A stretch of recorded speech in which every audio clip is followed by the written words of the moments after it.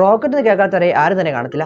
നിലവിൽ ഭൂമിക്ക് പുറത്ത് ഒരു മനുഷ്യനെയോ അല്ലെങ്കിൽ സാറ്റലൈറ്റിനെയോ അയക്കണമെങ്കിൽ നമുക്ക് റോക്കറ്റിനെ മാത്രമേ ആശ്രയിക്കാൻ കഴിയുകയുള്ളൂ. ഇങ്ങനെയുള്ള റോക്കറ്റിന്റെ ആദ്യകാല പതിപ്പ് ചൈനയിൽ 10ാം നൂറ്റാണ്ടിലാണ് വികസിപ്പിച്ചതെന്ന് കരുതപ്പെടുന്നു. തുടർന്നും നിരവധി സാങ്കേതിക വിദ്യകളിലൂടെ റോക്കറ്റ് ടെക്നോളജി മെച്ചപ്പെട്ടുവെങ്കിലും അവയെല്ലാം തന്നെ സോളിഡ് പ്രൊപ്പല്ലന്റ് ഉപയോഗിച്ച് മാത്രമായിരുന്നു റോക്കറ്റുകളെ പ്രവർത്തിപ്പിച്ചിരുന്നത്. തുടർന്ന് സോളിഡ് പ്രൊപ്പല്ലന്റിന് പകരം ലിക്വിഡ് പ്രൊപ്പല്ലന്റ് ഉപയോഗിച്ച് റോക്കറ്റുകളെ വിക്ഷേപിക്കാനാകുമെന്ന കണ്ടെത്തൽ നടത്തിയത് 1926 RH ഗോർഡാർഡ് എന്ന വ്യക്തിയാണ്. ഇത് വളരെ വിപ്ലവകരമായ ഒരു മാറ്റമാണ് റോക്കറ്റ് ടെക്നോളജിയിൽ കൊണ്ടുവന്നത്. തുടർന്ന് 2ാം ലോക മഹായുദ്ധ സമയത്ത് ജർമ്മനിയും കൂടുതൽ അഡീഷണൽ ആയിട്ടുള്ള ഫീച്ചേഴ്സ് ഇത്തരം റോക്കറ്റുകളിൽ അവർ ആഡ് ചെയ്തു. അതുവരെ റോക്കറ്റുകളുടെ വിക്ഷേപണത്തിന് മുമ്പ് വരെ മാത്രമേ നമുക്ക് റോക്കറ്റിന്മേൽ ഒരു നിയന്ത്രണം ഉണ്ടായിരുന്നുള്ളൂ. എന്നാൽ V2 ബാലിസ്റ്റിക് മിസൈലിൽ ആ പോരായ്മ കൂടി ജർമ്മനിക്കാർ നികത്തി. റോക്കറ്റുകളെ വിക്ഷേപിച്ച ശേഷവും അതിനെ കൺട്രോൾ ചെയ്യാൻ പാകത്തിനുള്ള ഒരു ഗൈഡൻസ് സിസ്റ്റം ആദ്യമായി കൊണ്ടുവന്നത് ഈ V2 എഞ്ചിനിൽ ജർമ്മനിക്കാരാണ്. അതിനുശേഷം 2ാം ലോക മഹായുദ്ധം എല്ലാം കഴിഞ്ഞു. കോൾഡ് വാറിന്റെ സമയമായി. അപ്പോഴാണ് എല്ലാ രാജ്യങ്ങളുടെയും കണ്ണ് സ്പേസിലേക്ക് എത്തപ്പെട്ടത്.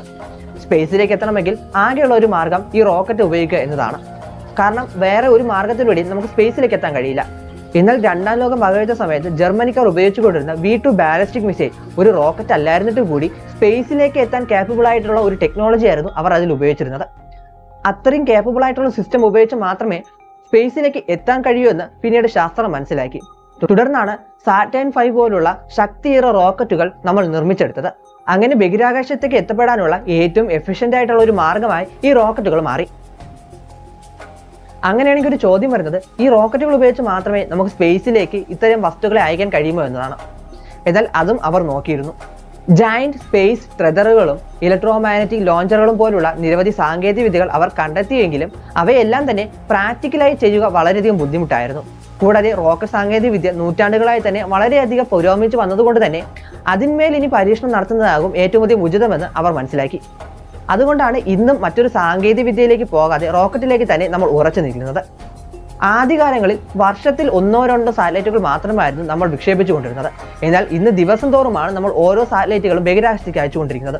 അതുകൊണ്ട് തന്നെ വളരെയധികം ചിലവ് ചുരുക്കി മാത്രമേ നമുക്ക് ഓരോ സാറ്റലൈറ്റുകളെയും സ്പേസിലേക്ക് എത്തിക്കാൻ കഴിയൂ. അതിനുവേണ്ടിയും റോക്കറ്റുകളെ മാത്രമേ നമുക്ക് ഉപയോഗിക്കാൻ സാധിക്കുകയുള്ളൂ.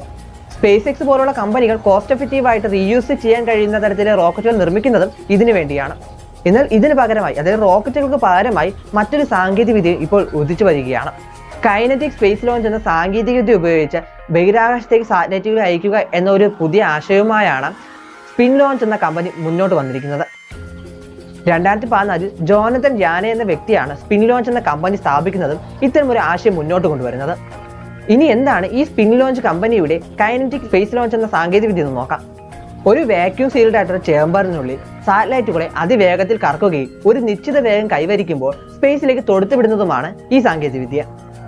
കൈനറ്റിക് എനർജി സ്പേസ് ലോഞ്ച് എന്നാണ് ഈ സാങ്കേതിക വിദ്യ അറിയപ്പെടുന്നത്. സെൻട്രിഫ്യൂഗൽ ഫോഴ്സ് ഉപയോഗിച്ചുകൊണ്ടാണ് സ്പേസിലേക്ക് സാറ്റലൈറ്റുകളെ അയക്കാനുള്ള എനർജി ഈ സിസ്റ്റം കണ്ടെത്തുന്നത്. ഏകദേശം 100 മീറ്ററോളം ഡയമീറ്ററുള്ള 35 ഡിഗ്രിയോളം ഇൻക്ലിനേഷനിൽ സ്ഥിതി ചെയ്യുന്ന ഹൈറ്റ് കുറഞ്ഞ ഒരു സിലിണ്ടറിക്കൽ ആയിട്ടുള്ള വാക്യൂം ചേംബറാണ് ഇതിന്റെ പ്രധാന ഘടകം. ഇതിന്റെ സൈഡിൽ ഒരു ടണലും ഉൾപ്പെടുത്തിയിട്ടുണ്ട്. ഒറ്റ നോട്ടത്തിൽ ഇതിനെ കണ്ട ഒരു മെഷറിംഗ് ടേപ്പ് പോലെ നമുക്ക് തോന്നുകയുള്ളൂ. എന്നാൽ ഇതിന്റെ പ്രവർത്തനമാകട്ടെ ക്ലോക്കിനെ പോലെയുമാണ്.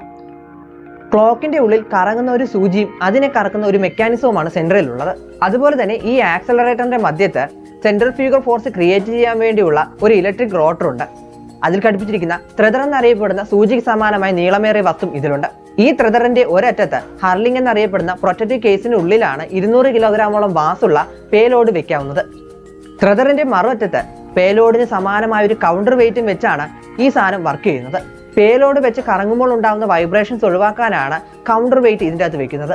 ഏകദേശം 7500 km/h എന്ന വേഗത, അല്ലെങ്കിൽ 2.1 km/s എന്ന വേഗതയിലാണ് ഈ ലോഞ്ചർ കറങ്ങുന്നത്. ഈ സമയത്ത് പേലോഡിൽ അനുഭവപ്പെടുന്നത് ഏകദേശം 1000 G ഫോഴ്സ് ആണ്. ഇങ്ങനെ പേലോഡിനെ മാക്സിമം ആക്സലറേറ്റ് ചെയ്യിപ്പിച്ച് ലോഞ്ച് ടണലിലൂടെ സ്പേസിലേക്ക് അയക്കുകയാണ് ചെയ്യുന്നത്. ഏകദേശം 60 കിലോമീറ്ററോളമുള്ള ആൾട്ടിറ്റ്യൂഡ് വരെ മാത്രമേ ഇത്തരം സ്പിൻ ലോഞ്ചറുകൾക്ക് പേലോഡിനെ എത്തിക്കാൻ കഴിയുകയുള്ളൂ. അതിനുശേഷം ഹള്ളിങ്ങിലുള്ള റോക്കറ്റിന്റെ സഹായത്തോടെയാണ് ഇത് സ്പേസിലേക്ക് എത്തപ്പെടുന്നത്.